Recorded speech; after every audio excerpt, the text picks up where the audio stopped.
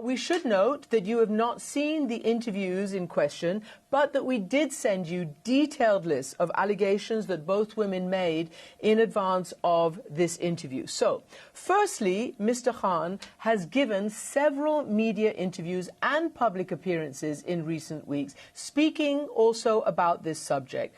But when we invited him onto the program, we were told, quote, it would not be appropriate at this time. Why is he not able to join today and you are the one joining us? Well, thank you for having me here.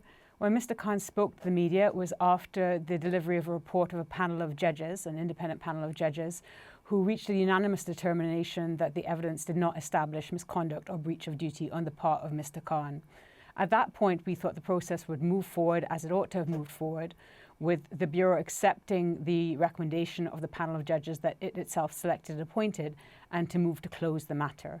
It was at that point that Mr. Khan, who had not spoken throughout the entire process, came out expecting the matter to be moved towards closing.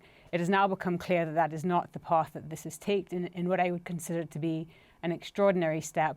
A subset of 13 states in the Bureau has refused to accept the ruling of the independent panel of judges and has reached the diametrically opposite conclusion based on the same evidence. Yes, and I'm specifically going to ask you to address some of the allegations, and you have seen a long list of them, very detailed list of allegations, and we have addressed them in our interviews with the two women as well.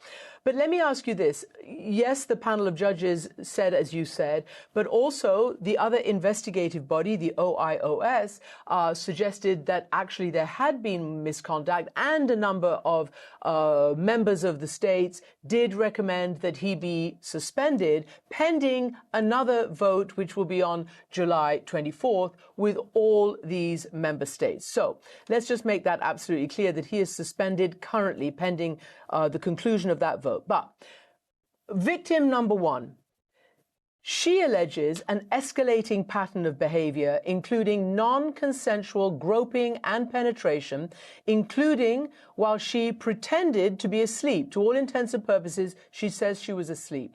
She also said that due to the power differential between her and her boss, Mr. Khan, any sexual relationship could not have been consensual.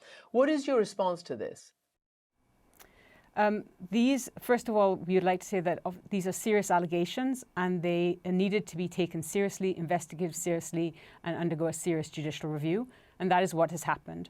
The allegations that are presented in your program are not new allegations. They are allegations which form part of a much larger body of evidence. Mr. Khan has denied and continues to deny them in their entirety.